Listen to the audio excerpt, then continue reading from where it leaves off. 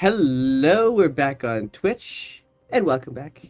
Hey, we have ourselves a bit of a shift in the game. Last week, uh, the Red Brands left thither and made their way to Yon for the first time. This is at the behest of a unicorn that they had met, and maybe their own personal issues that they got to deal with as well.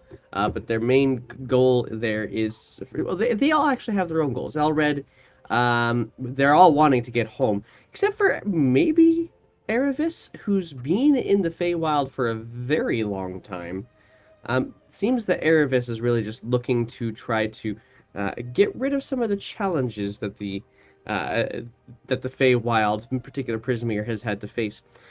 Scrags has been trying to reconnect, as it were, with their patron, um, and it's been a bit of a journey doing so for them. The last thing they got through was the area called Thither, where they were um, very much at odds in a variety of different ways with the hag known as Granny Nightshade, and pardon me, and eventually her sister, Bavona Blightstraw. They had at one point in time, or Granny Nightshade had at one point in time, stolen the horn of a unicorn whose mate you guys met. And it was the mate that said, basically, go kill all the hags.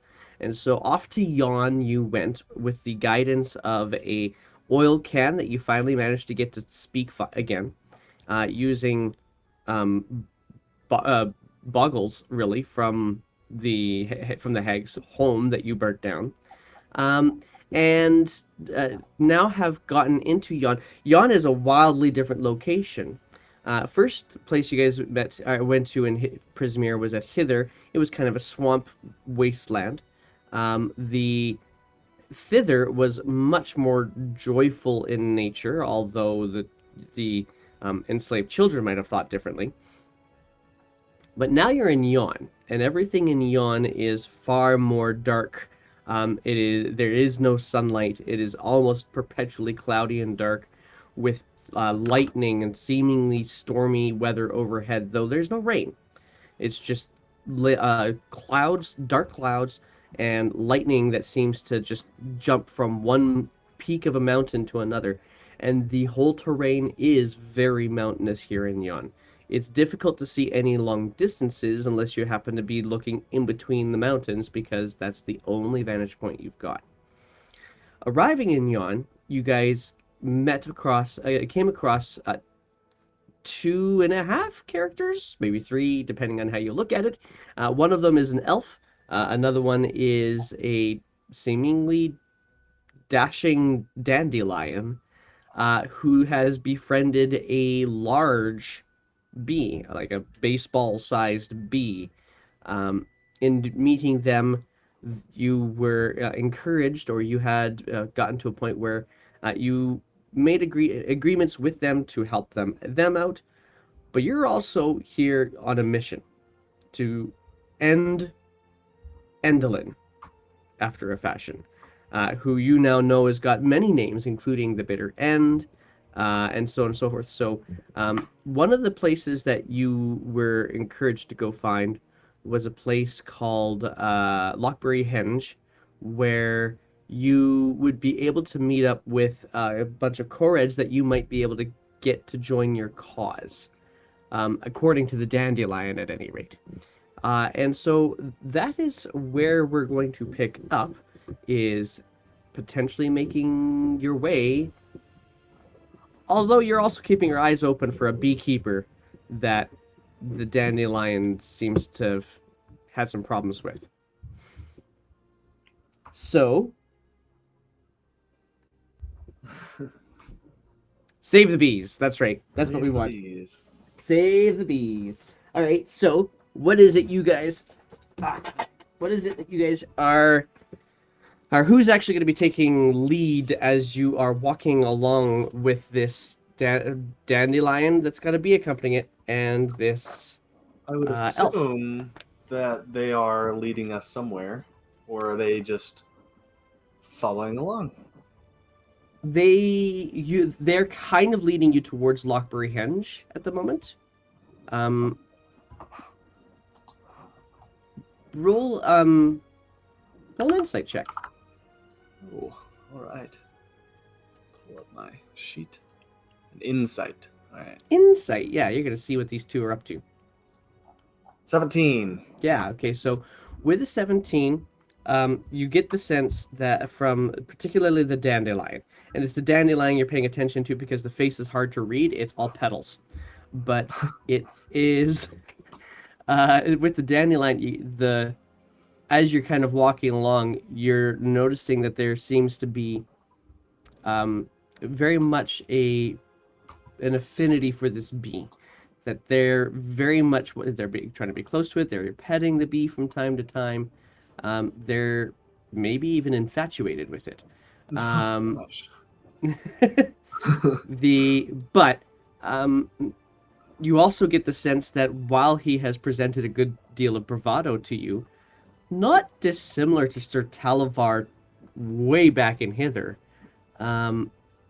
this bravado might be somewhat falsified, or at least their knowledge of where they are is somewhat falsified. The elf, on the other hand, just looks to be it looks to be determined in their directionality. So it's like the dandelion's almost just following along. All right. And the elf is also just following along with the flower.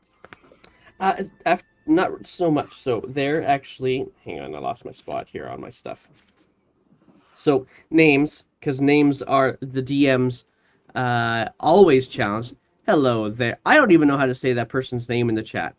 I'm just gonna say hello back in the chat. I don't know how to say that. How do you want me to say that? Disabled return. Nope. I'm sure, Anyway. I'm sure it's making me. Yeah. Thanks for joining anyway. Nameless person. So Dandelion's name is Amador. And the elf's name is Gleam. Gleam is also one that you notice doesn't seem to have a shadow attached to them, which you could only see when the lightning was crackling, which is common.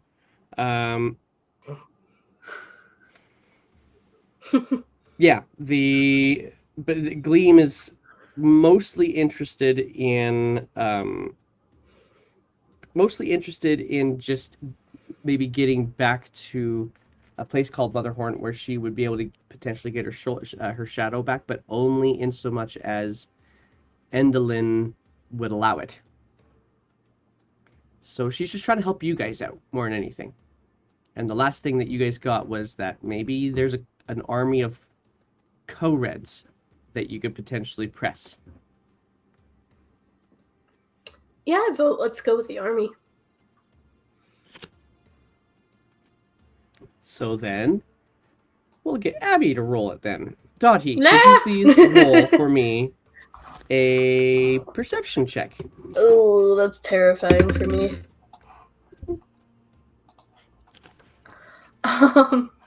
Here we go. All right, here it comes. 14, not bad. As you're walking through this dark, foreboding land, it's definitely off-putting. The amount of sunlight and great weather you had in thither, wildly different from this space. You're expecting it almost feels like it's just going to break out in this massive downpour at all times. So part of what you're doing is also paying attention to see if there's any place you can find cover. There's the occasional rocky outcropping you think might be able to do. As you're walking down this path that Gleam and Amador are leading you down, what you notice most is that as the path rises in elevation, the winds get stronger and less directed, just kind of all over the place. Swirling winds as you get closer and closer to the tops of the mountains, but as you drop back further down, it calms a little. Comparative calm. Definitely not a calm, but certainly far less so than near the mountain peaks. But what you also notice with a 14, I'll say you'll see this with a 14 as well. Um, a, every time a lightning strikes, which is, like I said, is often, it only ever seems to go to specific spots. And so you look up to the tops and you find metal rods in the momentary lightning lit nature of the world around you by the lightning bolts that seem to attract them. Rods at the top of these mountains. This place is just delightful. I'm guessing people don't take vacation here very often. I would. And It's kind of cool. Gleam would say, "This is not a vacation. This is an imprisonment." Oh, One no hundred. way. I wouldn't Anything guess. can be a vacation if you have the right mindset. Dottie is don't. always in the right mindset. Absolutely. I just set things on fire and then I'm fine. Oh, Lightning set things on fire. it doesn't often here. More often than not, it just hits the mountains. That's probably a good thing, right? Well, I'm trying to remember what she remembers. I would assume so. I don't venture near the tops very often to find out if the lightning is good, but I don't know that I would want to find out by sticking my wet finger in the air. Oh, yes. And as she says that, Erebus points his rapier down and like almost behind him as he walks. Yeah, that makes sense. Dexterity saving throw. I'm kidding. That did a lot of damage. Yeah, but aside from noticing that, it's eerily. I mean, aside from the howling winds, it is eerily quiet. With a you know what? With a 14 perception, you will notice that while you're trying to traverse this mountain, it is difficult terrain. Your movement is not fast. You are scrambling in Hello? some sections. Hello, there we go. Welcome back. Okay, I don't know what's wrong with my settings. There's something weird happening. You could hear me okay? Yep. Okay, cool. That's weird. Yeah, you're back. You've been kind of popping in and out on my screen, but that's okay. I got you back. In any case, yeah. So you're scrambling. The rocks will kind of sometimes give way underneath your feet from time to time. There are creatures here who have absolutely no problems with the mountains. You do see off in the distance, keeping quite a ways away from you at all times. What illuminated by the occasional lightning bolts, the small herd of goats that seem to have no problems traversing these mountains. But you do. And so it takes you a long time following the lead of Gleam and Amador, all to what you to your destination, which indeed ends up being what you can only presume to be Lockbury Henge. You get, as you kind of crest one mountain atop a plateau that you see there, you see a circle of 8 the megaliths is the right term for it, where they have large boulders that have been kind of stacked to look almost like a bipedal thing. It's much like a Stonehenge kind of idea. So inside this henge, you see a smallish checkerboard with a variety of different game pieces resting on the ground, and nearby there's the dying embers of a campfire. Yeah, that's what you come across in this area. Well, are we being still? Is this the place they're leading us, or just coming across it? This is the place the Gleam will say, "Well, this is Lockbury Henge. I don't see them." Them? Oh, the Remind me, co-reds. it's been a week. The co-reds. Co-reds. I'm totally forgetting everything. Sorry, So what remind you me. recall, Sorry. the core Reds were told to you to be this group of people, group of people, yeah, people, group of creatures that would seemed to have it out for Endlin as well. They just didn't really like to have Endlin around too much, and it was suggested to you, namely by Amador, that maybe they could help with whatever it was you were planning on doing at Okay. Endlin's place. Hey there, Sky. Good to see you. Well, if they're not here, we might as well settle down. I'm gonna try to set up camp here. I can light the fire. Oh, Dottie, you're such a sweetheart. And you too. What was the elf's name? Sorry. Gleam. And you too, Gleam. Why don't we just sit down and relax? And as he says it, his eyes tighten around his face, but his smile does not disappear. Huh. I am Sky is telling me that there's no hosting anymore. What? There's no hosting. What does that mean? Yeah, you can't host channels on host each other's channels anymore. I find that disappointing. So you can't like raid people?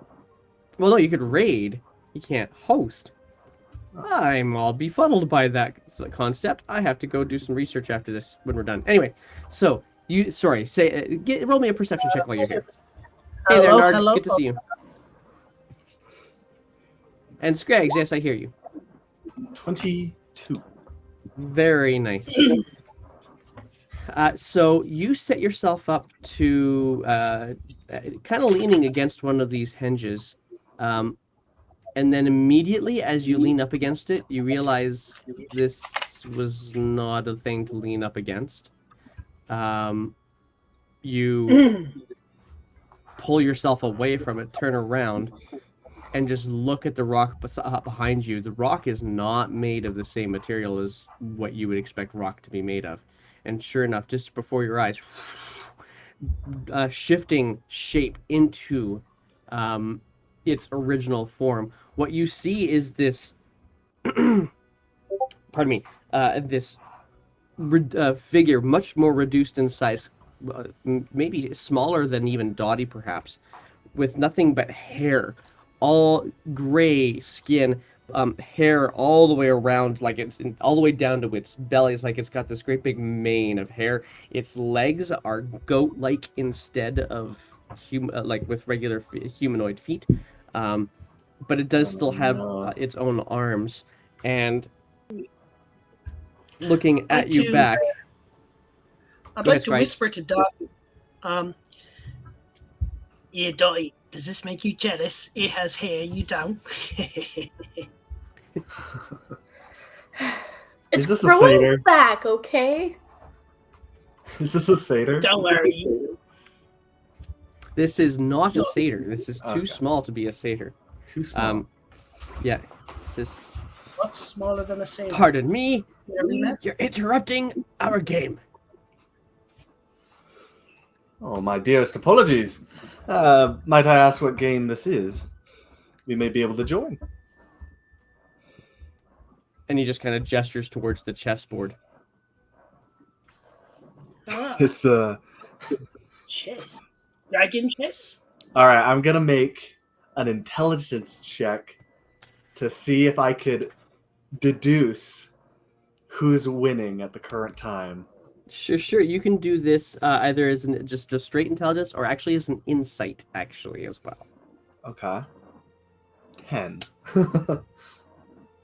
You get the sense that they may have been stuck in this position for a while. They can't seem to solve it very quickly here. Darn. I used to be good at this game. Not quite anymore, though. Who are you? Why have you stumbled into our game? we're friends with these two. And as I gesture to the elf and the flower man. We got.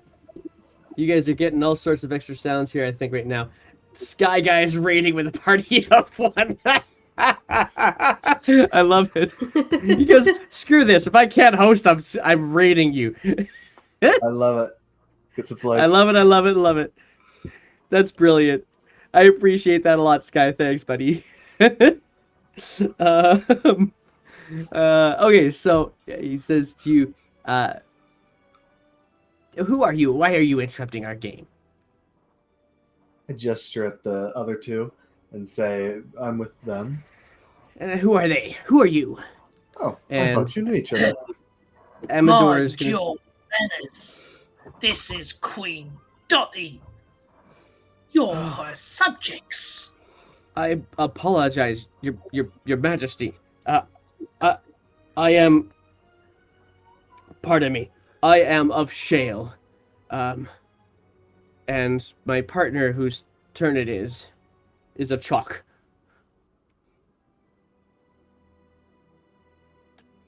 Chalk. Yes, of the Chalk clan. That's very interesting. Oh. Isn't that your Jesus, person, look at- Scraggs? Me mistress is Chalk. Maybe they might have something, or they might have some information. Ah, yes.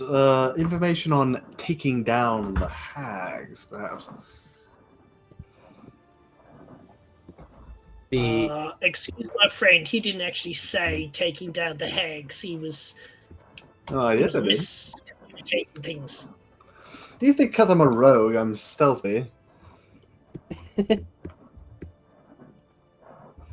Yeah, okay. Right. So, Just because you're speaking to us doesn't mean that other people can't actually hear you, you know? Well, let him listen. I'll chase him down and stab him a few times. as Again, you you shouldn't say that in front of him, you know? as you guys are having this argument, with your 22 perception, you start to see more creatures climb atop these this plateau, much like this other one that you've seen, this co-red, and you see now gathering amongst you 6 more.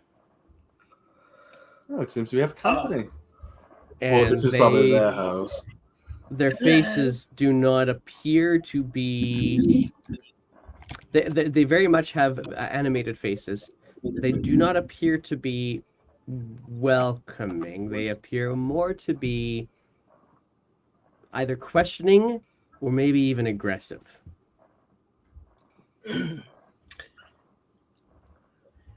Line up. Come and visit Scragg's magical show. I've got bottles of potions and whatnots. I start juggling. I'll open, like, it's almost as if my cloak can become a... Why not? I'll open my cloak and I'll have all the bottles of the 10 vials of colored water. These I'll play magical Shimo's potions.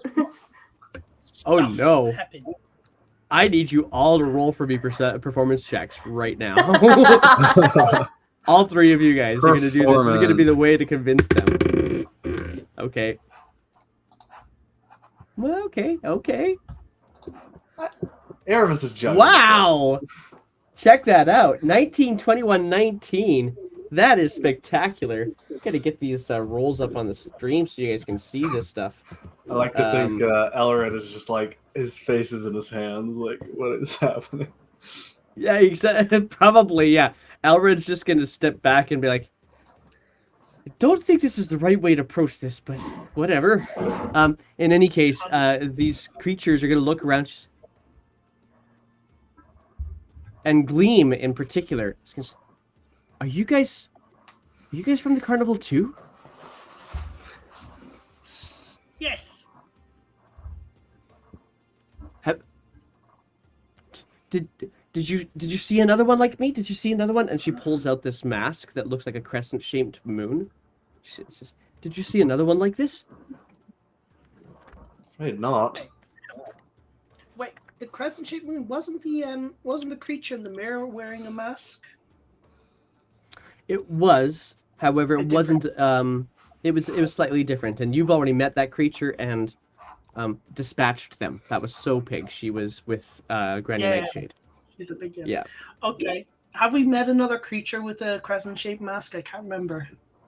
Let's see if Scrags or Dottie. We're gonna go for a history check to see if you guys, because it would be either one of you guys who would have noticed.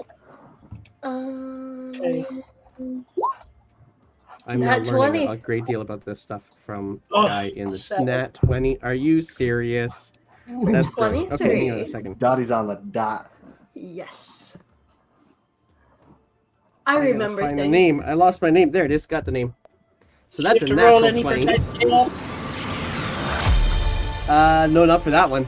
But for your nat 20, you recall seeing an acrobat from a distance because you never actually went to her spot.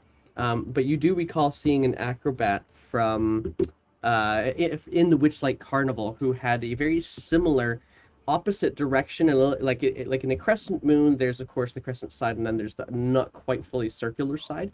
The other one had this. The one that you saw had the other side. Roll screens are black, and I'm seeing that, and I was just going to go fix that. I don't know why it's black. They updated OBS on me. That's why. So look at that self right now.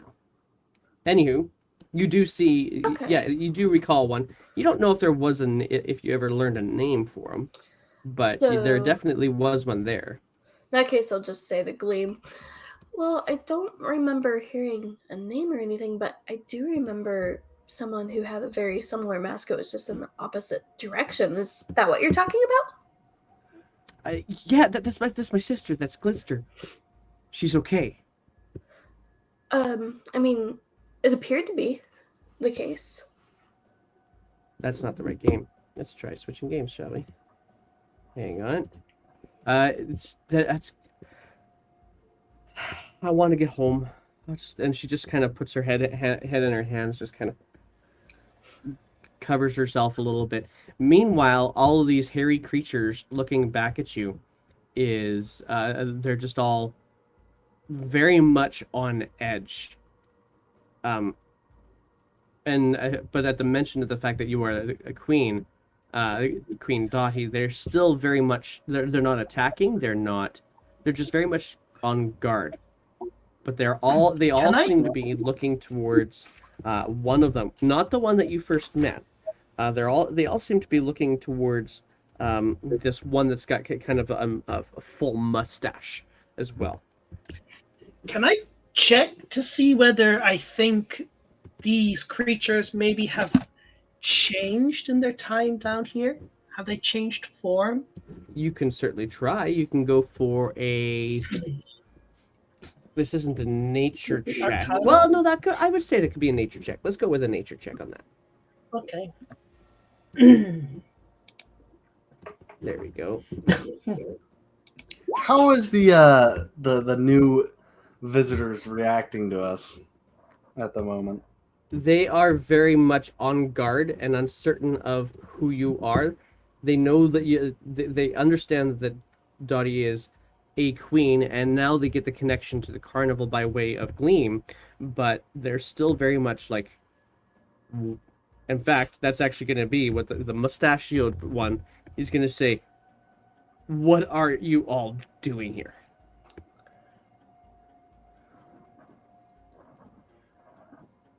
Well, it depends on what side you're on exactly. We have a mission we're trying to complete, and we were wondering if we might be able to team up, per se.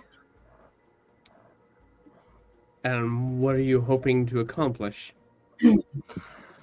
How do you feel about... Just tell me the first thing that comes to mind when you hear the word hag. When I hear the word witch now? The word Hag. hag. Hag. The first words? Bitter end. Yeah. What about bitter end? What do you think about that? Hag? Is this the game? All right. It's What's pretty the fun, isn't first it? word that comes to mind when you hear the word murder? Oh. Briganock. Assassinate. So, bring it up? Travis, End. Briganock. when Briganock. you hear, What is the Briganock? yeah, that is a good Annoying point. little annoying little freaking miners that just we don't get along with them. And I Amador's gonna will- lean. I will, as I continue juggling, I will lean over to the elf and say, "Are these the allies you were talking about?" I thought so. They're very angry, it seems. This is not what I knew of them. Admittedly, I haven't been around for a long time. If we Are was they to or end are this they not Briganock, against the hags? Okay, sorry, go Scrags first. if we was to end the Briganock, how would you feel about joining with us to remove the eggs? That would help to remove the hags. You want to remove the hags. You want to remove the hags. They want to remove the hags. And they start doing this chant around the circle. They want to remove the hags, and one of the other megaliths shifts form out of their regular position and starts joining in on this chant. They want to remove the hags. And all of a sudden they start jumping into this kind of a dance, and Gleam kind of thrown. Amador just immediately takes out the rapier on guard and just. It's okay, Paulina. But they immediately start jumping into a dance, drumming on boulders and just getting excited and have almost like the celebration has just suddenly jumped out in front of you. They're gonna get rid of hags, and they just start dancing. And this is really strange. Like you picture in the Feywild something along the lines of like pixies, or apparently, because you guys have all seen dancing mushrooms, those celebrating. But these look like miniature Duergar with goat legs and lots of hair. And they are full. They are in a full trot and with their hooves dancing. One of them actually comes up to you, the one that you guys first met. It comes up to you, Erebus, and grabs your hand and tries to coax you into the dance with them. I'm already dancing with them. All right, roll me a athletics or a performance check. Okay. Nice. If I could have done acrobatics, it would have been better, but that's fine. That's still pretty good. So as you kind of get into it, he kind of pulls your hands and he starts showing you with his feet, with his hooves, a particular, a strange step that includes a couple of air kicks and so on and so forth that you're able to learn relatively quickly. And as it's happening, you're now starting to notice that their hair is moving, almost as if extra appendages to the dance, and. Then they kind of look to you and just kind of, your hair. And you look, kind of just think about your hair, and you can see suddenly you feel that your follicles kind of tingle. Everybody else who's watching, you guys all see as Aerith's hair starts to dance almost in time perfectly with this co-red, who is wildly shorter than him. You gained an ability to manipulate hair for a period of time. Dottie, does that make you jealous? Will my stubble move if I try? First thing I do is I take Dottie's hair and I just flip it back and forth really fast. And it is like this long, so you get it almost feels like, how do I best describe this? It feels like walking through a spider web. Oh. But with hairs instead of with webs? hairs, yeah. So, but yeah, I mean, that's the unfortunate thing of stubble, says the guy who knows. So, but you get this. Okay, here's a question. Does Scrags have hair? Skreggs, do you have hair? Oh, of course, I'm a gnome. I have loads of hair. I have hair in places I didn't think now existed. Another one comes up to you and grabs your hand, Skreggs, and says and starts trying to teach you a jig. Are you going to allow them to try to teach you? I will learn to try to teach. I'll allow them to learn to teach me, and as we're doing that, I'm going to try to cast as subtly as possible a spell. Okay. And I'm gonna be trying to pull. what did you say the creatures Dottie's with the hair. hair? What did you say these creatures with the hair were? That you've been told they're called Korids. Cords. I will Yes. take off my hood and my cloak, and I am now a cord. Ah, okay. I want you to roll for me a sleight of hand and either an athletics or performance check. Ouch. Sleight of hand. Ooh, 18. Let's see here. Athletics or performance? I'll prefer performance. Okay, sleight of hand's pretty strong. Oh, every time, like you look like one of them, and they just immediately jump into these bright faces, which is odd because their skin is gray. Hello, Dak. Good to see you. And start trying to teach this to you, and it's almost as if you've got two right hoofs. Not two right feet, two right hoofs, because I you will are now turn to them appearing and as say, a dwarf. well, my sense of dancing was stolen from me. Ours too. This is the first time in ages. As they kind of all relax out of this dance. Yeah. I look at Dottie and try and pull her hair and make it grow. Is that an ability I have? You go to Dottie, who's now down low to you, and just like, and nah, you can't. It's not long enough for you even get a. Well, actually, roll a sleight of hand. I don't know what this ability does. Yeah, That's weird. D&D, man. Grow hair. Yeah, this is the stupidest check for me to ever ask you to roll for, but I'm curious. Arcana? What was it? Sleight of hand. Sleight of hand. Oh my goodness, I'm good at that. Yeah, so you are able to actually grab a hair and boing, it comes out. Ow. Ow! Sorry. I know. Sorry. the hell, Can I control the hair now that it's out? You could actually look. No, actually, you can't. But the hair's on her head. You can see it, just like, they kind of shimmer a little bit as if wind over a wheat field. A pink wheat field. Nice. That was going to be the other question I asked. Is my hair growing back pink or It blonde? is still growing back pink, yes. Interesting. Okay. I mean, it's. This isn't a complete shock to you that it's growing back pink. I mean, your hair has been growing pink for a very, very long time. It's not like you got pink frosted tips because it was pink only for a little bit and then it grew out Right, yeah. other colors, but it's not a complete shock to you.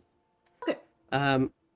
Eventually, they kind of calm down and settle themselves in, and most of them actually walk away, save for the mustachioed one. The two that were playing this game, they kind of settle back in right beside the game, and they're just kind of like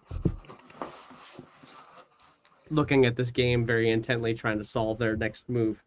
But the mustachioed one, Queen Dottie, I am Budok of Flint, It and is you have very brought nice some to meet joy. you. I'm glad to hear it.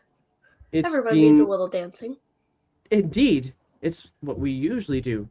It's been many moons since the Hourglass Coven took away our joy. And the Hourglass Coven, that's just referring to the hags, is that correct? Yes, that's them. Okay. So, yeah, we tried to deal with the other two when we were in hither and thither with varying degrees of success. So, we're hoping that if Endelyn's alone, maybe it'll be a little bit easier to take her out. Well, what might also be helpful, Argantel, and he turns to one of the two that are actually playing this game right now.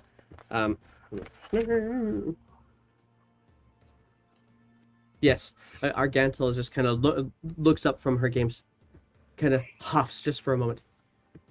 Yes. What was it that Gale of Dur found again? Oh, the Breaknock mine has a tunnel to Motherhorn, and then just goes straight back to the game again, just intensely studying the chess pieces. Right. Well, if you were to help unseat these Briganock, then chances are you could sneak into Motherhorn. Is that what you want to do? Interesting. Would you help us get rid of these vermin? I mean, sure. We don't really know anything about it, but I mean, this would be the 6th time I've helped getting rid of vermin. What other vermin have you got rid of?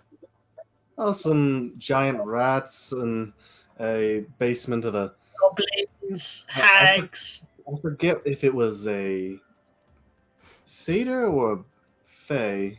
Regardless, there was that time. There was the time he goes and lists off all these different, like some small lizards, some gnomes that were digging away at a tunnel. Roll a persuasion or deception check, as it is persuasion. appropriate for your character. yeah. He has lived a long time. I think elves should just like constantly be saying of the things they randomly did. 14. And he just kind of is listening intently to you as you're going through this long list. All of you together. No, just him. Yeah, just him. Just a But minute. Scraggs We- decapitated no. a rabbit once. Yeah. A weird chap with a scarf. All of a sudden, Erebus looks at you like you're a weirdo. Like you're a weirdo. Not that you're actually... No, that's not true. Anyway, carry on. Killed a And- little bunny once. Strange creature. Baby bunny. What was his name again? He had a And scarf. Elred will speak up. Elred will speak up and he says, Agden Longscarf. Don't you Yeah, remember we he had killed that... He had, and he points to your brand, Erebus. He points, don't you remember he had that? Wait, you was Yeah. a bunny? It was a bunny. Oh, A a bouncing- Paragon! Oh, that's completely normal, actually. Amador Murdering still them's petting the normal? bee and slightly Oh, sure. moving away from you. Super annoying. I knew one named Buttons one time. Oh, it's awful. That was well famous. He was trying to Okay, overthrow his We mother must or provide context for the people in the chat. Buttons was one of Carney's characters in a Curse of Strahd campaign. It's so much worse when you have to explain the joke, but that was why that was funny. Okay, so now we're going on. Nothing wrong with buttons. something. Anyway, needless to say, we are well versed in dealing with vermin. So, point us in the direction, and we'll formulate a plan. Well, fine. Just listen for those stupid little pickaxe sounds. You just kind of like shh, shh, shh, shh, shh. And you guys all kind of get quiet for a moment. The only thing you Thunder hear for a roaring. brief moment is the buzzing from the bee over over Amador's shoulder. See there, and all of a sudden, all of the there's not actually many of them left. There's basically the two at the game, and then the one that you've been talking to. They just all jump up and they just grab the nearest boulder, shouting "Death to the Brigadocks!" and just chucks them off into the distance, and then just sits still. Well, if you throw rocks at it, we can't really identify where they are. Oh, we'll go to the Brigadock mean- mine. Does that actually work did you ever? do? Do you, when throwing those rocks, do you ever hit one? The sound's gone. I guess. What do the Briganox look like? They're little things. They're little things. They have pickaxes. They have to have pickaxes. And you want us to kill all of them? Yes. They're Like even the little ones and the women? well, they're Like all all of them. helping Bitter End. I'm totally They're fine with making That's fine. they're making all sorts of wicked contraptions. They're Right. they have these bizarre designs that they hide. They're trying to help create things to help the hag out in the mines. That sounds I like see. kobolds. What's a kobold? Quick question for you. He's a Have you kobold, ever and I seen point at any- Scrags. I He's a- am not a kobold. He's a Korad. No. You're a he? Erebus laughs. Actually, I'm a she. That's Well, a that's- first. Scraggerina. Scraggerina. That's the strangest Korad name I've ever heard. Well, need a I thought I said she wasn't a Korad. He still looks like a Korad. a quick question for you now. Korad's goblin. Have you seen any bees like this one? And I'll point to the little bee floating around. No. Do you know something about who are we looking for again? He's a beekeeper. Yeah, he's and this is Amador now speaking. He's a bugbear. Yeah. Have you seen a bugbear beekeeper? No. Right. Okay. That's me done. Scraggerina will down relax. Can I make an insight check that's a little weird? Yeah, I'll allow it. What do you? If you need to Um, make it quiet, put it into Discord, and I will look to see what it is that you are inciting. Okay. I think I could say it for the group because it's actually not about any of the Okay, party members, it's okay. about Fair enough. the people we're dealing with. So, with they're the co-reds, is that right? Yes. So, do I get the sense that they're being a little bit over the top and dramatic about the people they hate, the brigands? Go ahead and roll your insight check. Okay. I'm not very insightful, but I want to see. Couldn't hurt to try. Nat With a 20. nat 21, I love it. I Dottie's love it. Hitting it. That was the right thing to ask at the right time. You don't get the sense. Actually, let me try that again. The co-reds appear to be more xenophobic than legitimately disturbed by Briganox. They give you this perception that they have absolutely no reason for them to actually dislike them, so they maybe made one up. Interesting. Okay, I'm glad I asked. You do get the sense, however, that they don't dance anymore, that this dance was very much spur of the moment at a momentary feeling of joy, and they actually, thinking a little bit more about how the dance ended, it was like, oh, wait a second, we're not supposed to do this, and they stopped dancing. Okay. I will share the knowledge with Erebus by you hear a message in your head that just says, hey, it seems like these people are a little xenophobic, so we might have to play political adversary once we get there. We'll see. I'm not really sure. I'll this message go back and forth or just one way? You can Was it- answer back. You can Oh, I respond to replied this to this message. Yes. I'll respond back and say, well, it's up to the group. I'm not gonna lie, I care little for these. What are they called? Bolt. Oh, I don't remember what they're called.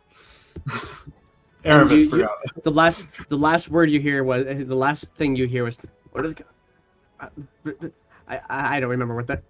And that's where his message stops. Yeah. That's amazing.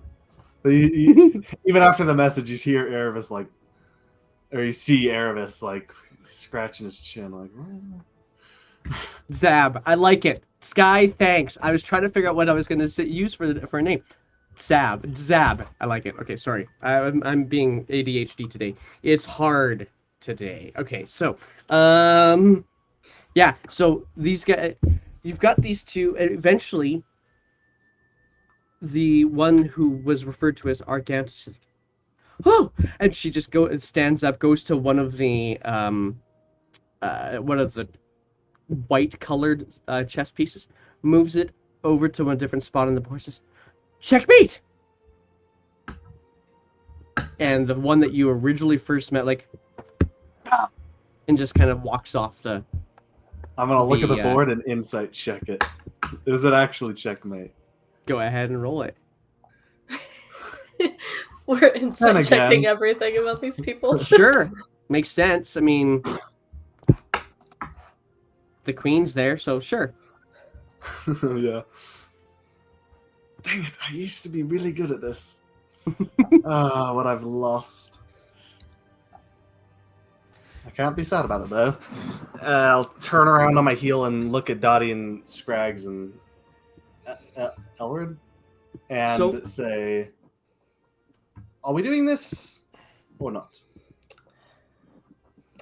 So, Argantel, now that she's done her game, she's going to come over to you guys, kind of make her way into the conversation. I'm sorry, I needed to finish that game, but Burdock, I can fill them in. And Burdock, before he moves, he just kind of nods, but before he actually starts to move away from you guys, his hair actually leaves, it kind of turns to move first, and then he goes. Meanwhile, you're now left with this one remaining co-red at this chessboard. We have been trying to scare them away.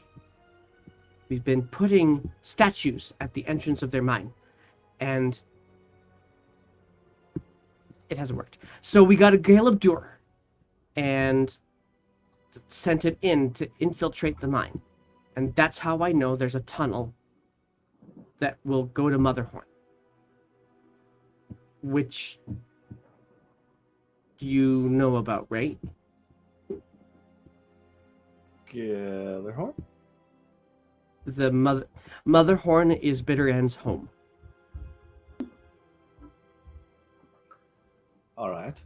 And I mean, I don't think we'll go in. But if you can get rid of the Briganox, maybe then. We're really small, you know. And Bitterend is...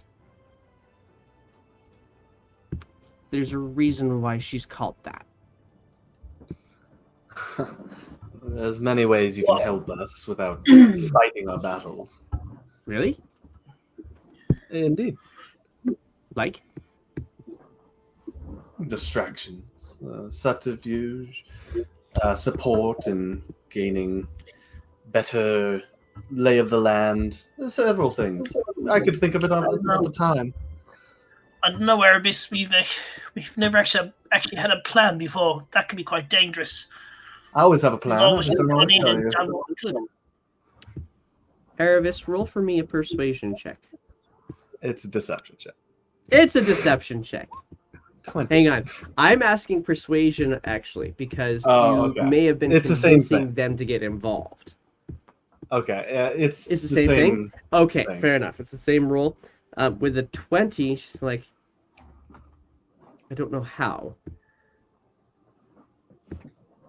And then she goes to grab a um, a large for her hand lump of rock. And she just kind of looks at it, and you watch as her fingers kind of squeeze this rock into a smaller and smaller and smaller form, and just pushes it, almost like pushes her mind into it, and then opens up her hand, and what you see left behind is not this lump of rock anymore. Just like,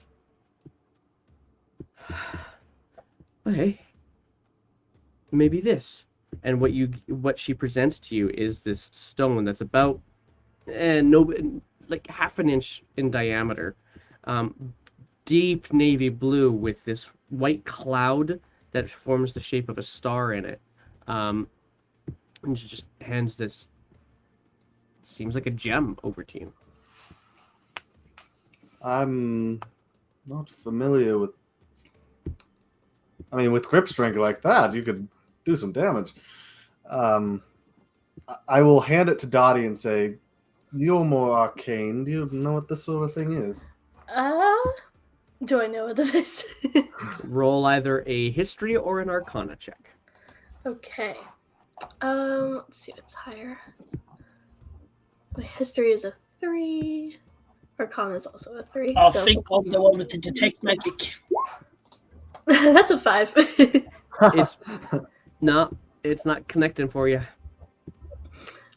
Can I It's cast so detect pretty! magic? Yes, you can cast detect magic, and immediately as you cast detect magic, the stone, aside from the red brand rapier that Erebus is carrying, and any other magical items you guys have with you, that stone is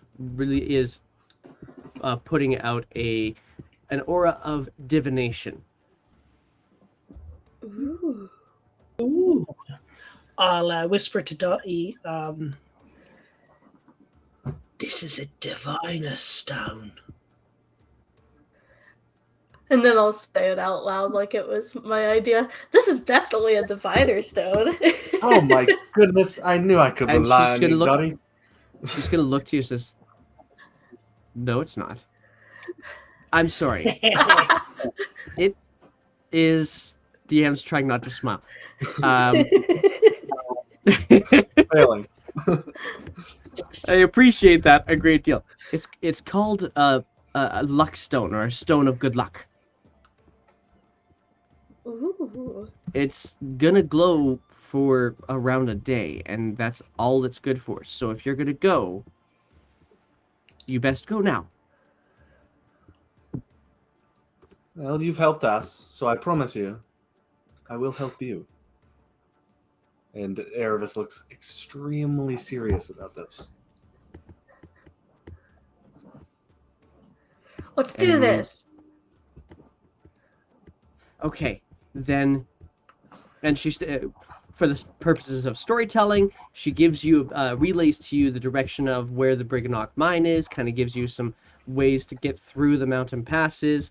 Mostly explaining it to Gleam and to Amador, as she seems to get the sense that they are your guide in Yon, which is not entirely inaccurate. But definitely getting you guys set towards a path towards Briganock mine. What's slightly frustrating is that you kind of have to go double back a bit of the path that you've already gone, but it is definitely a bit further away than it was just to get to the Henge here.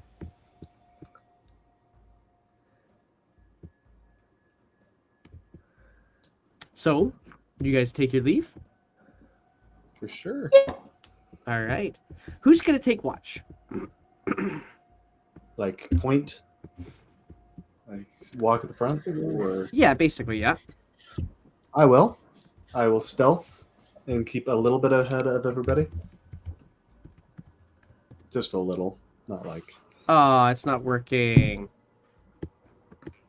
Why is that not working? Hang on a second. I got to see if I can fix something here. My cloud bot's not working. But as we get a little deeper, I'll turn to the group and say, I would much rather, in fact, help those who help us.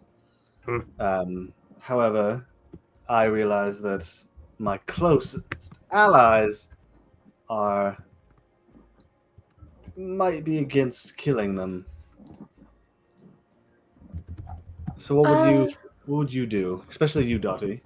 You saved me Yeah. twice. Well, I just got the impression that maybe they were making up a reason just to hate these people in the mines.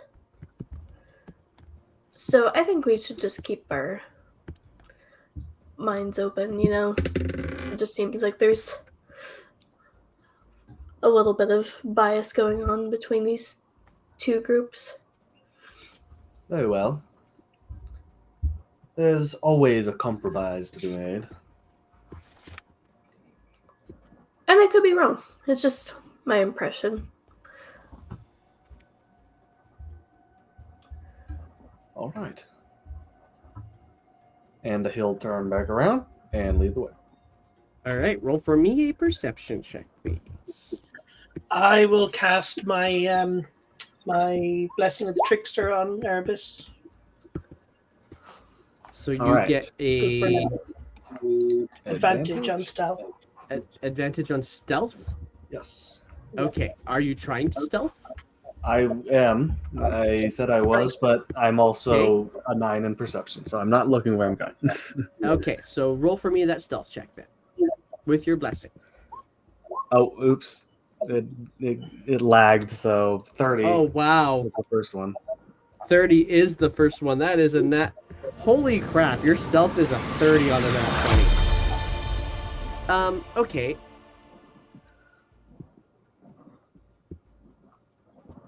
All right. I think what I want to do with this then. I'm gonna say that you taking watch, you're paying so much attention to being ahead of the party and a good distance ahead. Kind of still looking back from time to time to see which direction it is that Amador is likely to lead you, kind of going off the memory of what the co-red told you. But as far as the rest of your party is concerned, you've said you're going to go look ahead and just kind of keep an eye out for dangers. And they don't know where you are. So, party, what are you going to do? Erebus has disappeared. When Erebus has just walked ahead a little bit and then disappeared into one of the shadows of the lightning bolts that streak across your head. Well, he's disappeared before. He'll be fine. Alred would probably say, we should call out for him from time to time. Yeah. Erebus!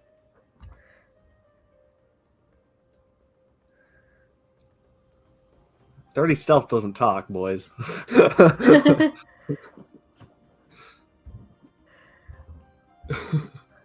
Well, Dottie's got her message thing she can do with him. Yeah, that's true. She just points in the I direction have and that. help he's And so immediately in your head, Erebus, you're going to hear, so you're still with us, right? Yes, now And that's from quiet Elred. down. Oh, You can repeat. He You said- can play this message. he says to you, Dot, it turns to you and says, oh, I guess we shouldn't call out for him. He's okay. He's still with us. I'll just keep checking in with him every once in a while. That sounds good. That way we're not shouting when we need to be. Do I see any light down these tunnels in any direction? Well, there isn't really much of tunnels around here. What you see, is it not it's tunnels? just, it's not yet at any rate. It's just a mountain pass that you guys are going through. That is, it's again, you're scrambling. It's difficult terrain. There's no the challenge for you right now is that there's also no sense of time of day. There is no arcing sun. It's all just cloud and lightning and going to these rods that extend above some of these mountains. But you're still taking the path just to get to where the mine is. You're not actually at the what the Kored said was that their Galebdur found a tunnel in the mine that takes you to Leatherhorn, which is probably what you got confused about. So you haven't quite got to the mine yet. But with your 30, you're able to be out front, nothing seems to accost you. You do stumble upon a... Actually, hang on. I have a thing for you. I just realized I can hit 40 with Pass Without a Trace. That's crazy. That's marvelous. No, I'm going to do this. With a 30, this is going to happen. Yeah, for sure. Yeah, so you stay off the path a little ways, but you're now actually able to keep your footing so deftly. You're kind of getting used to this that you have absolutely no problem traversing this extremely challenging rocky slope. And at one point in time, you lift yourself up, kind of looking back and about 40 feet away from you, seeing the rest of your party. But as you kind of look out in front of you, there are 3 goats right there, not having noticed your presence at all. Goats. Goats. Like normal goats, or are these special goats? Well, roll. No, with your 9 perception, they look like silvery, gray-haired goats. All right.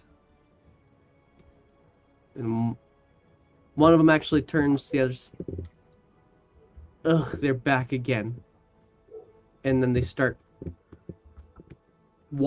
climbing up the mountain face a little bit further up from the path that you can see the rest of your party at. I would like to investigate this. I'm going to wait till they're a distance away. Okay. I'm going to track where my party is going, make sure I know where they're going to be after a time, and then follow them a little bit. All right. Not getting too far. I'm not going to trek them for miles, but... No. They only go up about another 30, maybe 40 feet away from the rest of your group. But even from here, you get the sense that it would take quite a bit of effort for anybody in your party to notice these goats, let alone get to them. So you get the sense, watching these goats after they kind of go up a little ways and settle in, they kind of turn around, all 3 of them look back down the mountainside, and who are they? And one of the other ones says, I don't know, but I'll bet you it's bad news. And they just all kind of... I'll attempt to scooch up next to them without being noticed. With a 30, you're going to be not noticed. And just looking at my group with them.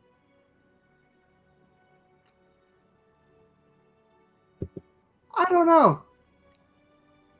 They seem pretty goated to me.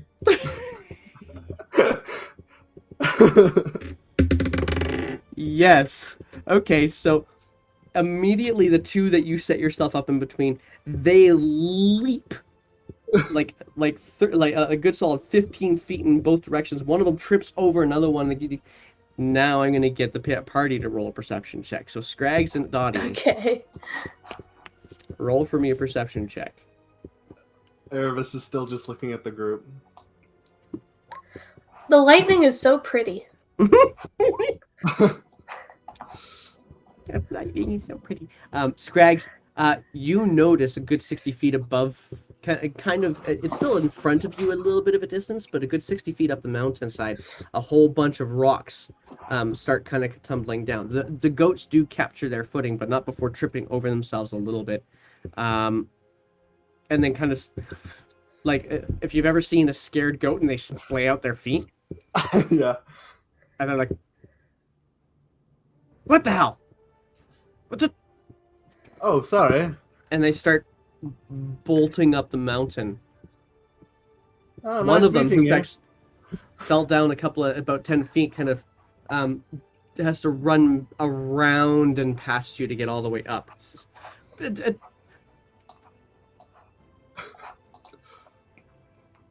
Aha! And he just kind of stops before he gets too far away from you. The other 2 are gone, but there's this one left. I did hear you talk. And Nothing. We're in the Feywild, not the weirdest thing I've seen by far. No, definitely interesting. First time I've met talking goats specifically.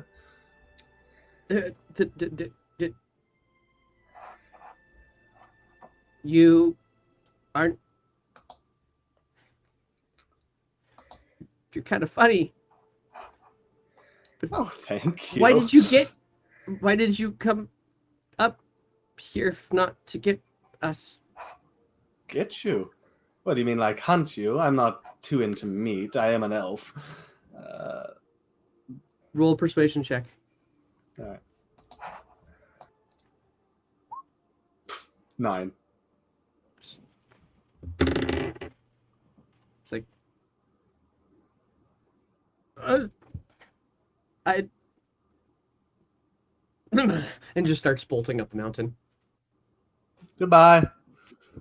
And I will hop down and start climbing back to my group. All right. I think this could be a vacation spot if you really tried. Talking goats and everything? Plenty of meat around. Talking meat usually doesn't taste as good as I found. I don't know. I've eaten plenty of. Anyway. So, period of time into your travel, you're starting to feel the weariness of it all. This is I don't know how many of you guys actually hike mountainous regions, but if you are hiking, unscrambling for a good solid day's worth, the muscles ache, the knees hate you, the ankles say no more. And that's the point that you guys are getting to. Even with your deft footing, Erebus, you're starting to feel the wear and tear on the body. Uh-huh. How much further, Mr. Flower? And the flower just kind of looks back to you and says, "What, am I leaving you behind?" Oh, goodness. It's like a plague, these puns. I know, we should eradicate it. No. I Honestly. was going to say, I'm getting tired of your flowery words, mister. right, if you two don't stop, I'm going to spirit guardians of both of you now. No. Not. It's okay.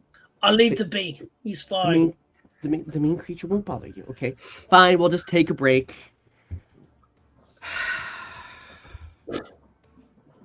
Is there a outcropping or not outcropping? That's wrong. No, that's right. Overhang or something?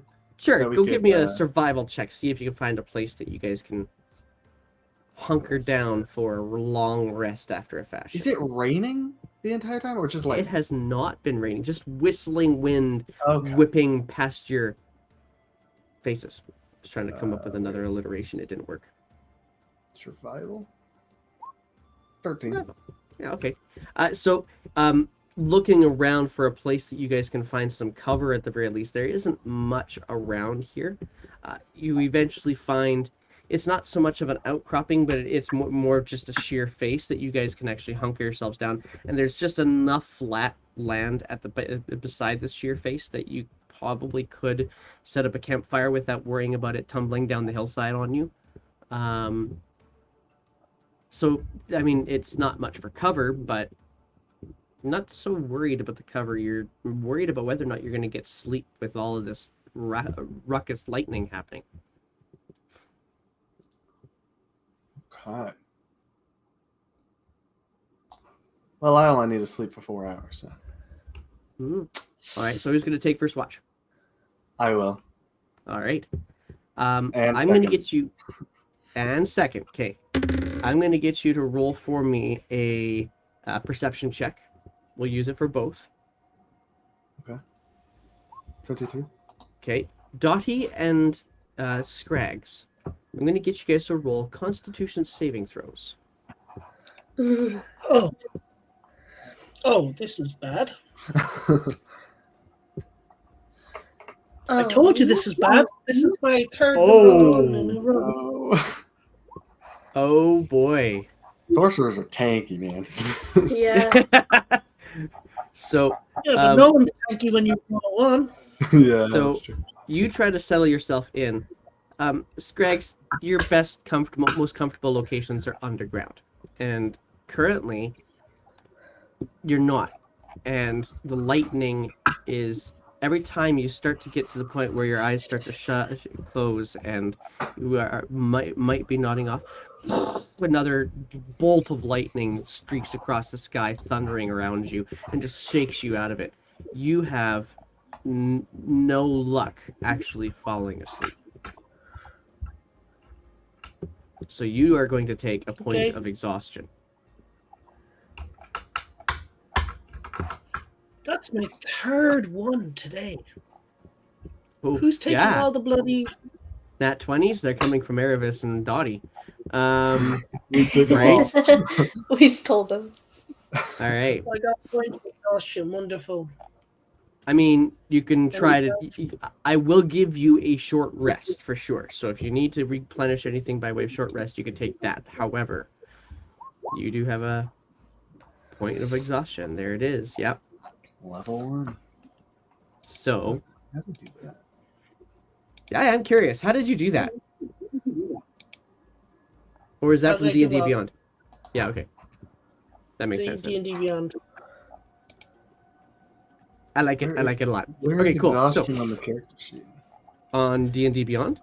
Oh no. On Oh, no, you just keep it in the back of your head. alright. In roll 20. I could probably make a button for it, and maybe I will one day. But Well, you number could of just times- put in the... you could put in the count, like the ammo count. Like class resources and then okay. yeah, Yeah, or pretty just much. put in exhaustion. So there you go. You guys do come to wakefulness. Erebus needs to get their trance in. So who's going to take watch while Erebus is taking their trance? I'll do it to give Scrags a chance to try it again. Roll for me a perception check.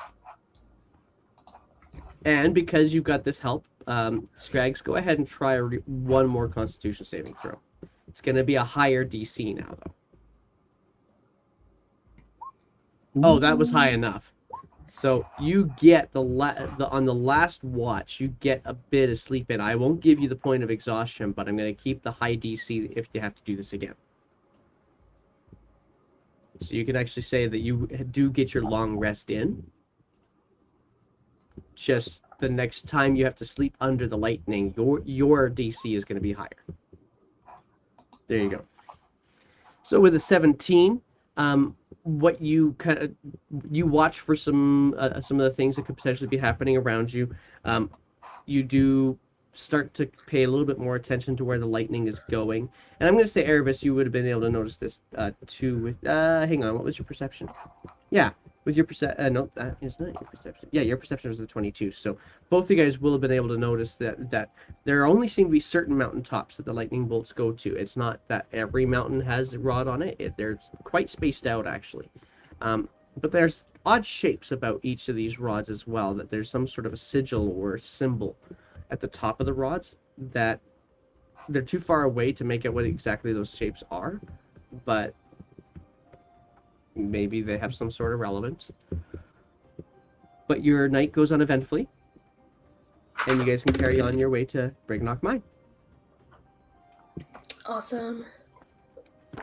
And Gleam leads the way this time around. Amador is too busy paying attention to the Polynella, the bee, to be doing much guiding. Who's gonna... Actually, let's give Scrags one. Scrags hasn't had one for a bit yet. Scrags, go ahead and roll me a perception check.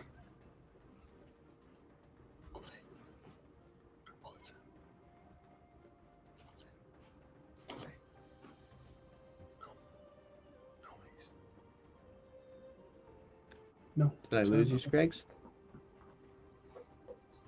I'm here. Sorry, my thing went down. I don't know what happened. Oh, okay, fair enough. All right. Well, then Technical issue. well then, while you're having your technical issue, then let's just say that it's Erebus again. Then, while you're getting yourself pulled back up. What do you want me to do? Perception check. I'm back. Okay, you're back. Okay. Get her done. Perception is 13. 13's not bad. You're able to hear as you guys are carrying on. Actually, are you still stealthing, Erebus? I guess I should ask that first. Yeah. I'll stealth ahead again. Okay, go ahead. And taking that blessing of the trickster, perhaps too. Yeah. Okay, go for it. Rolling with advantage. 18. 18. Okay, so with an 18, your footing isn't as even. This is new terrain. This is an area you haven't seen before. The rocks are all much looser. It's tough to keep it as quiet as you were before. You're still able to be pretty darn quiet, but you don't feel like you would be able to sneak up on goats on this particular terrain. That's for sure. Moving ahead a little ways. And actually a little ways either up or down the mountain from the path that the rest of the group has chosen. Scrags, you're the first one to hear it.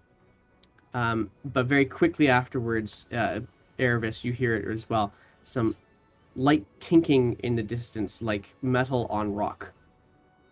And it's just a little bit, and then it gets, as you're getting a little bit closer, you can hear that there's different pitches, like different axes or pickaxes or what have you being used, and at different rhythms.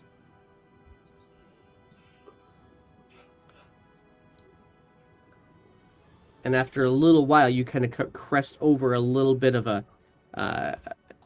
side view of things, and you can see in the distance a cave that the sounds are most definitely emanating from.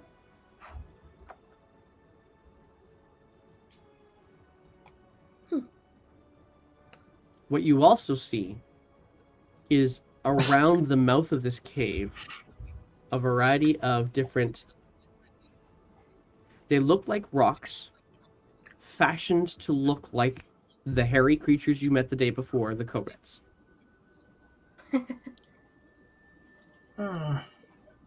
My brethren, my brothers, sisters. We shall free them from the rock. So, wait, are we going to kill all these little thingies, or what are we doing? Can you smell what the rock is cooking? That's it. I'm doing it. I'm casting a spell right at him. Level 3. I start sneaking back and... What are we doing with all these little creatures? Are we killing them all, or are we... No. Well, we're going to talk first, as soon as I get back. We're going to talk first, and then see where we go from there. If they're maniacal little Buggers. evil things, you know, like you, then we'll kill them. What? Me? Elred, kill him. I think I will not. Elred, you were so much more fun when we had that little contraption, that little clinky-clanky thing that was going to make me rich. Were you trying to sell him? Were you his slave, Elred? I don't think he... Remember Braid? Little old Braid, little old clanky. Yeah, He was I a lot don't more think that fun was back going to then. go with that. You had Shimo to bother back then. Now it's just me, and so I have to take it all. Yeah, but Sheba could play a mean flute. It was mean. It was cruel. Great days. Why do you think I took it? They were even better days because we didn't have this one over here and that one over there with us. Can you talk to Shimo? Can I? Can either What of do you you? mean? Well, I can't talk to anybody who's too far away from me in my mind. Can you? No. Yeah, only within a certain distance for me. I think you got to be like a wizard or some magical caster to do that sort of stuff. Yes, I used to be like that. But then you took an arrow to the knee, eh? Something far worse. Listen, if we're going to do this, wait, are we anywhere close to the You can cave see the end? cave mouth. Oh, okay. Yeah. All right. I'm going to use. I'm all out of string. I'm going to use my rope and one of the pittons that I have to like nail into the rock. Is that what a piton is? What is a piton? Yeah. That's one thing you can do. Yeah. Nail the rope into the rock, and I'm going to be like, all right. So if we have this rope, it's pretty long, and I'll fray it if we need more. We should be able to get into it without getting lost. It might not be a problem, but it might be. Huh. We could always give it a try. So you're I'm doing gonna- this at the cave mouth or a little ways away from the cave mouth? At the cave mouth. I Okay. snuck ahead, so if I saw anything, at it. Roll for me either a deception or a sleight of hand check as you Remember, hammer I this. told you guys a piton. story at the beginning of the day, so you guys have +9 temporary hit points. Okay. Dope. All right. Perception? That No, was persuasion. Sorry. It's deception or sleight of hand. Okay. Deception would be the same thing as persuasion. Would be the same thing. Okay, fair enough. So, with a 24, you time yourself so that the little tinking that you hear in the mountain, you can actually hear a rhythm to one of the hammers or the axes that are being used down in this mine, and you tap your piton into the rock face in time with it, and then wrap your the end of your rope around the piton. Now you've now got a rope attached to the rock face. All right. Dottie, you can hold on to this. I trust you. Yeah. Well, actually, and I look at her. Please don't burn it. I will try my best. All right. All right. Anybody else have any suggestions before we go in?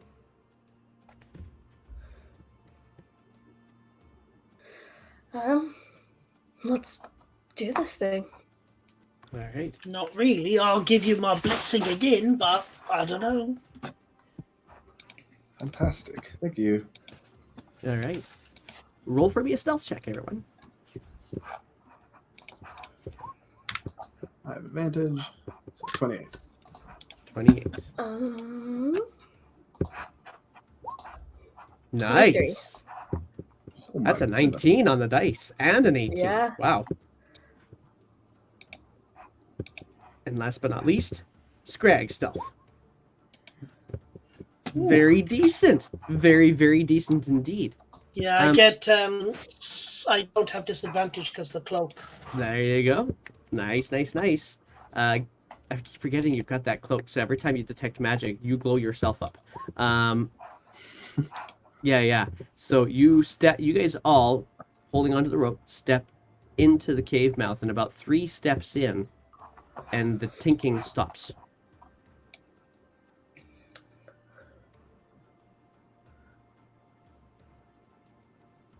You guys carry on. So, tinking has stopped. Then The hammering sounds and the tinkering sounds from the depths of the mine stops. we stopped too. I stop. Yeah. And just listen.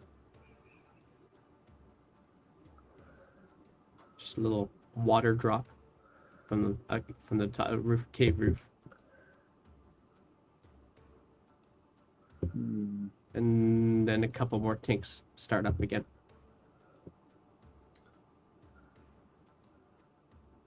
I hold up a finger to those behind me, and I'll go on ahead alone. A few meters. All right. So you step yourself ahead a little bit, Back to the very second. quietly. And as you're stepping in, the tunnels that you're now stepping into, they're about 8 feet tall, 3 feet wide. So they're not very wide tunnels. They're really about Elred's shoulder width apart. But you step your way in a little bit further until you get to the end of your rope. Okay. The mine descends much further in. Much, much further in.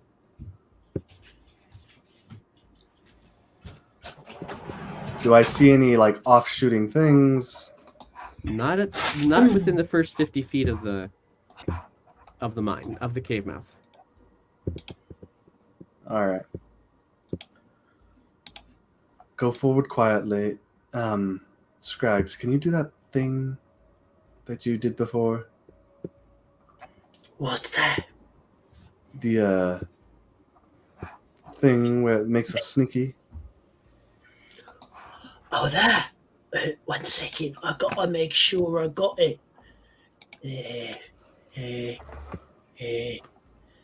Oh no! It's fine. I forgot it. Wait. Let me try something else, okay? This is a new magic, right? This will make you completely invisible to everyone. Erebus, and I'm just casting it just on you, okay? Okay? I would save it actually. No. And I'll cast it. What is? Dottie, look! You can't see him anymore, can you? Can you see him anymore, Dottie? Dottie, you can't see him anymore, can you? Look Erebus, you're invisible. Just awfully familiar. go in. I'll. Now, are you really just casting it on Erebus only? No, I'm casting it on us all, but I'm pretending Okay. to Erebus that it's invisibility. Okay, so what you get, there's every once in a while the lightning crashing I from believe him. outside, the light comes in, and has been kind of illuminating you guys every once in a while. But this time, on the next lightning crash that comes in, it's as if the shadows of the cave itself have protected you. And yeah, Erebus, like, you're pretty convinced that something has made you almost meld into the cave shadows. You are invisible. All Dottie, right. on I'll the other take hand, point. like, you're a smart ass, Greg. Scrags, you're full of shit. Shut up, Dottie. Just let him think he's invisible. Okay. You do crazy stuff. Yeah. We can run. I'll take point a good 30 feet ahead of the party. All right. So go ahead and roll for me a perception check as 30 to the 20. Perception. Yeah. Perception 10. Okay, yeah. All right. I have So eyes. you guys make your way in. It is a convoluted tunnel that you guys make your way through. You get the sense that the tunnels, they're only really big enough for a creature of about Elred's height and size only. Anything much bigger than that, Elred occasionally feels like he has to duck to get through places, but most of the time it's just the feeling of his head being really close to the roof, or to the ceiling. So, but it does this convoluted move down into what feels into the depths of this mountain. It's about 10 minutes that you guys. Yep, 10 minutes that you guys go through this mine. Elred can't see, so he's got his hand on probably either Dottie's shoulder. Imagine not having dark vision. Yeah. So he's just kind of there's Okay. And just very nervous about being this deep underneath the ground. You all need to roll for me Constitution saving throws. I'm not good at Constitution. Actually, scratch that.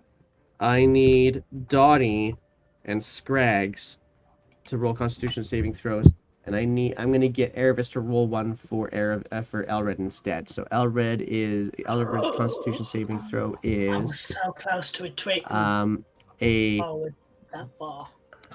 D20 plus 3. All right.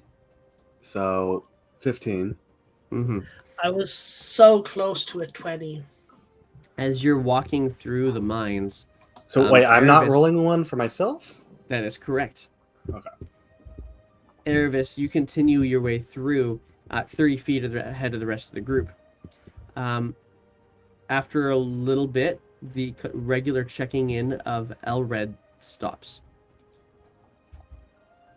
He doesn't check in with you in the interval that you expect. Like with the mind thing? With the mind thing, yeah. I'll backtrack a bit. You have to backtrack quite a bit before you come back around a corner, and all three of them are slumbering, as is Amador and Gleam, and even the bee and the oil can are all just snoring away. I will turn around the corner and listen. All you hear is the rhythmic tapping and tinking of the mine, of the axes and the hammers on stone in the mine. And roll an Arcana check if you would like. So we've done corners and stuff, right? Mm-hmm. Absolutely, you have. 18. You get this with an 18. You've clicked into what's going on here. The rhythm is different than when you first entered the cave mouth. When they stopped and they started up a new one, this new rhythm, a lesser creature than an elf would likely have a problem with consciousness. This would lull Oh them into sleep. yeah. Oh yeah. I thought this would never come up. I'm immune. All right. I will turn the corner and dang it, I'm a swashbuckler. I will loudly proclaim,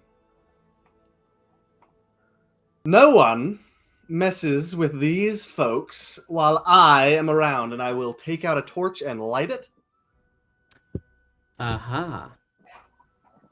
And And I will Okay, carry on. rush towards them and attempt to wake them. Attempt to wake your party members. My party members. Okay, so you rush your way up, and try to shake them awake, slap them awake, do anything you can to wake them up. Nothing. What do you do to try to wake them up? Well, all the things you just said at first, and then if that fails, I will take Scrag's hand and the torch, get a finger, and let's see if I pain hate does you, it. Erebus. Just enough for a Die, point of damage. Erebus. Yeah, so you take a Fire point of and damage brimstone. unconsciously. Oh, Oh, kill Erebus if I could. okay, I gave you 9. It's fine.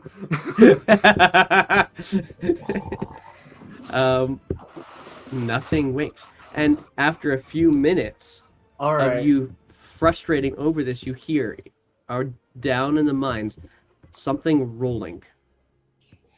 Like a stone on stone kind of rolling. Like at first, because of the way it echoes, you're thinking like Indiana Jones ball coming through the cave kind of thing. But then you realize it's coming up. All right, I'm going to put Dottie on my shoulder. I'm going to put the bee in my pocket. I'm going to throw the flower guy. How heavy is the flower guy? He's not. He's a very oversized dandelion, probably no more than 10 pounds. He's going in my shirt. All right. I'm going to put Scrags on my other shoulder with the Okay. oil can. Who's left?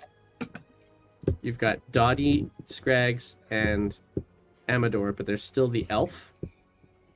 Who, come to think of it, I apologize, Gleam would still be awake. Yes, she would. Gleam would still be awake. So Gleam would be helping you through all this, and Gleam would be interacting with you on all this too. So I would say that Gleam would probably take Amador, and maybe even the bee. I will take them, and you just Okay. carry the one guy that's left. Alred? Yeah, drag him, military, like by the arms style. Drag him by his Out? Out. We're getting out. And as you say that, coming around that corner, the rolling sound, you see. Actually, I gotta describe this. Hang on a second. Give me one moment as I describe what you see. I wish to describe it. Sorry, I don't see it.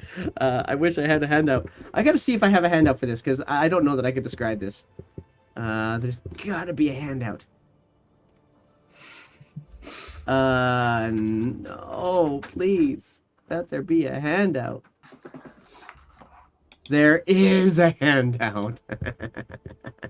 You see creatures, a few creatures pushing wheelbarrows that look like this.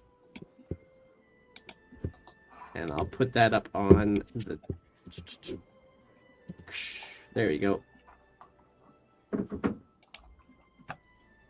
And so these creatures pushing wheelbarrows, but they immediately look surprised at the fact that you and Gleam are still conscious, and they immediately turn around, grab the wheelbarrows, and start running back down into the mine.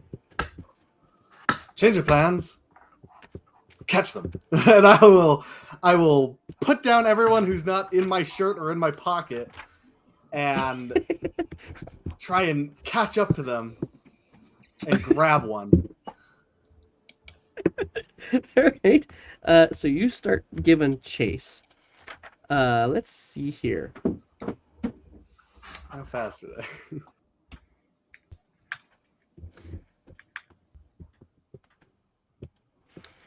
they? Okay. And as they go running down, just pulling these wagons behind them, you come around a corner and they have just passed another creature who is standing tall. These other creatures are much shorter, but standing tall in front of you. A tall, slender human clad in dark leather armor blocks your path to them. How big were the? There seems to be a little bit of light that floats next to a mouse-sized creature perched on her shoulder, and she just looks to you and says, "Greetings, trespassers. Didn't anyone ever tell you to knock?" Yeah, there was no door, and then we were sleeping. Well, my allies were. We came to talk. You cast a spell. I know it. Not a spell. The nature of the mines. Very well. What are you actually doing here?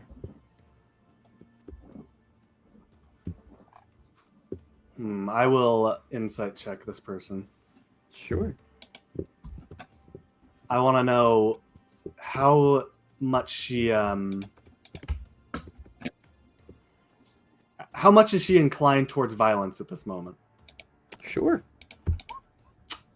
Well, that's not going to do much. Okay, let's see here. That is a 3 with a natural 1. Yeah. What are you gonna get with a 3? She's stoic-faced. All right. Is she taller than Erebus? She is about as tall as Erebus. Okay. Erebus will look back at the other elf and say, "All right. Gleam." And Gleam is just looking at you like, ready to bolt back towards the rest of the party. I would like you to Go help the others? Sure. And yes, she just turns. go take the others out of the cave. And she just walks back, kind of not really stopping, like not losing visual on you until she gets around the corner. And I will turn to the other person and say, I came to talk, and I will. Take me wherever you will. I have nothing to hide. Roll a persuasion check.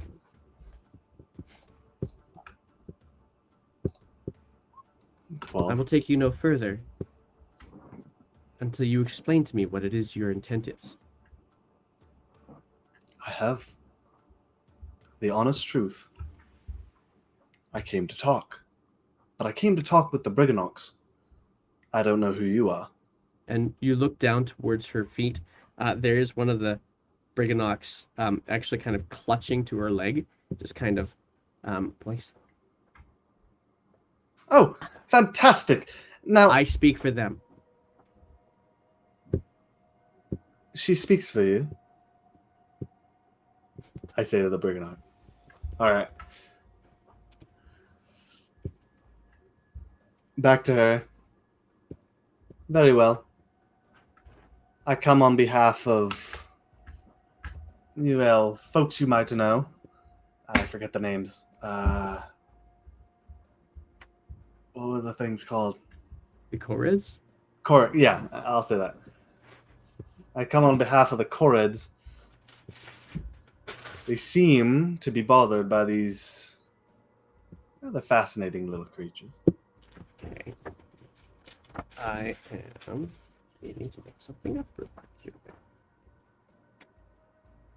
Do I hear the knocking still? Oh yeah, the mining hasn't stopped. I need to find. Here we go. Does By the this way, little this- guy have a glowing thing on his back still?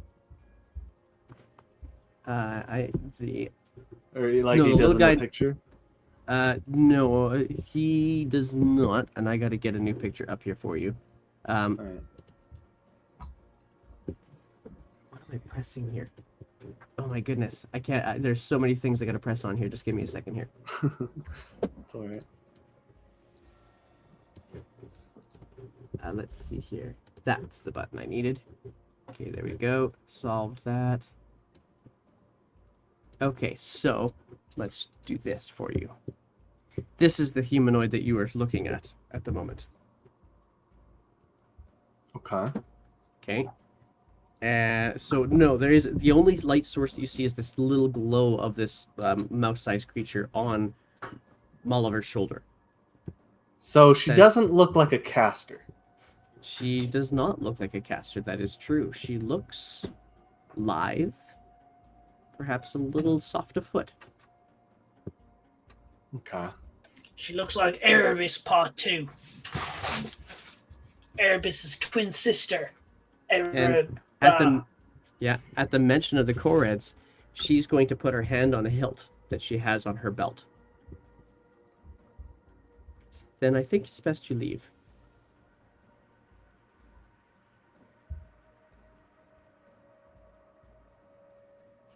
Let me think.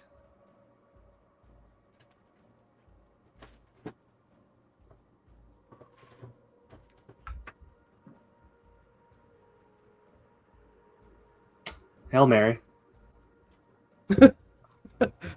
As usual. I think not. You see, we have information that says that these creatures, these people, perhaps, are working with some of our mortal enemies. Hags of the bitter end. Persuasion check. Alright. I've been rolling low on these. Mhm. 20. Kored lies. I know. Insight check. 17. She immediately gets a stern face, And that same kind of glimmer that you heard from Dottie explain about the co-reds, about being xenophobic, you get the same kind of sense, especially from the brigand that is gripping onto her boot. But also a little bit from her, although her face seems to be a little bit more discerning. Like you could potentially probably work something out with this person. But she What does is your say, name? Molliver, and you are? Erebus the Shy. And As you- no doubt guessed. Travel with others, obviously. I do indeed, though they are taking a nap at the moment. And immediate the brigand at her ankle just kind of. I believe we're in the middle of a dispute that doesn't quite concern us, but might be able to work out. If we work together, the no doubt bloodshed that they're both wanting to spill might be averted. The co-reds told you that we're working with Creepy Lynn. That's definitely not accurate. They're trying to just cover up what they're doing. It's your word They're against the one- theirs, and only through talking can we work this out. So, you can come with me outside the cave, or I can come with you deeper into the cave, but this is hardly the place to strike a conversation, especially while my companions are currently unconscious.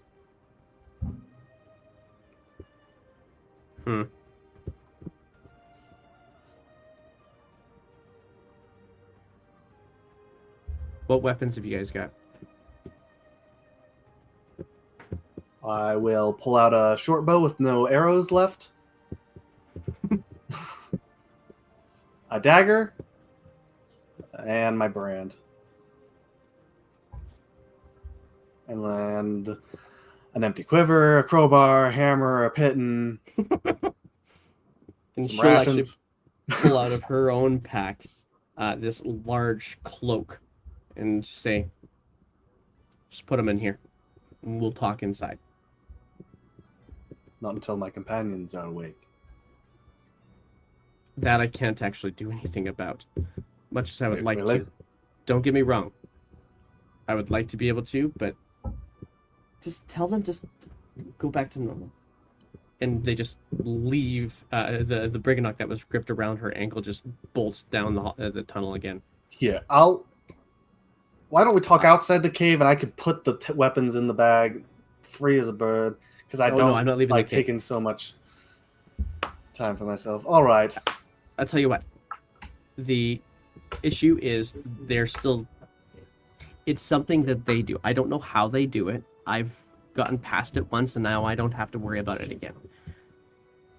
So I don't know how. I mean, I slept so much the first time I got here. All right. But- I guess it's just me then. That's fine. Like, if you wait about an hour, they'll wake up anyway. All right. All right. So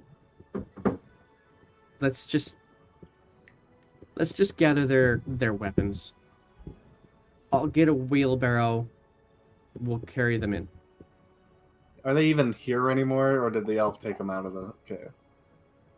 You'd have to walk back up the cave to find Yeah, out. I'll go. I'll turn my back to her, but I will take a keen. Like I'm almost eyes behind, at the back of my head type of. She's taking her hand off her hilt. Everything is still sheathed, and she's walking freely with her arms at her sides. So you don't get the sense that she is being threatening at any point, at any rate. All Right now. And she's just following you up the mountain, up the cave, until you guys both come across your party, and Gleam is struggling to drag Erebus out. You could see it, she's only got about 30 feet with Erebus. Everybody else has been left behind. I will take back in the same position. Scrags, Dottie, B, oil can, the flour still in my shirt. through that whole conversation, he was just chilling. Yeah. And I'll drag out. I'll pull them. I'll tell her, pull him back in. I know you've gotten far. Sorry. You help with the big lizard guy, Moliver. And Molliver's right. Strange people, you. And I'm going to say, for the sake of the discussion, or for the sake of the story, you guys gather all of the party members. Eventually, a wheelbarrow comes back up again, and loaded up into one of the wheelbarrows goes Elred in particular. Everybody else seems to be well cared for, and you guys make your way deeper into the mountain. And that's where we're going to end today's session. Nice. Ooh, nice. That's awesome. All right, cool, guys. I just hope I'm not. The only reason I was trying to push it so hard was I don't want to be the only one having the conversation for like. I know, and that's the challenge when you guys all fall asleep. I was really hoping at least one other one of you guys would have actually stayed awake, but y'all rolled not so good enough. So, yeah. In any case, you will be waking up at the beginning of the next session, and so you'll be able to carry on exactly like that. All right. That's good. Cool. There you go. All Thank good you with guys me? very much. I think we should try to see if I can find a person to raid here now. So, let's see here. Pay it forward. Sky Guy gave us that one-person raid earlier on because they don't host anymore. So, who should we be raiding? I wonder if it'll actually. We've got the other Dungeons and Dragons channels up. Mike Moans is up right now. We could give him a quick raid if that is so. What do you guys think? That sounds good. Let's do it. Moans. Let's do it. Like I gotta head off here, guys. All Thanks for right. the session. Thank you guys very Take much. care. see you, Yeah, Carney. let's see. Bye. Let's see if I can get in on this. Let's see here. We're gonna go here to. Where is mine? I need to go to mine so that I can find the way to do the raid. Will it let me? Nope, it won't. One of these things is not working for me. So let's go here. Let's get to the chats. Oh, I can't remember where. There we go. That's what we're looking for. And we are going to raid Mike Moons. That's the one. It's a mature audiences one. That's all right. I am going to go teach the kids now, so they won't be able to watch anyway. So I'm okay with this. Do some of your students watch it? I hope not. Okay, you know what? It's not letting me do it, so we're gonna have to choose somebody else. So I'm gonna choose Crazy Arts. I think they're actually doing some artwork right now. So Fantastic. it is Dungeons and Dragons artwork. I cannot complain. Let's try that on for size instead. Oh, nope, it did it. I guess it did the other one already. So we're gonna stick with Mike Moans. It's not letting me do it though. Why? The reason Oh. I asked what she kind of looked like was because if she's a fighter and like specializing in melee, Oh yeah, no, she doesn't swashbucklers quite. can destroy people like that. Yeah, they can. Like I don't know why my stuff isn't working. My stuff isn't working, so I'm gonna have to try and figure out exactly why it's not working. I can't do the raid, so sorry guys. But thank you guys all for joining us. I'm gonna figure things out later on before the ads start. So thank you guys very much and peace out.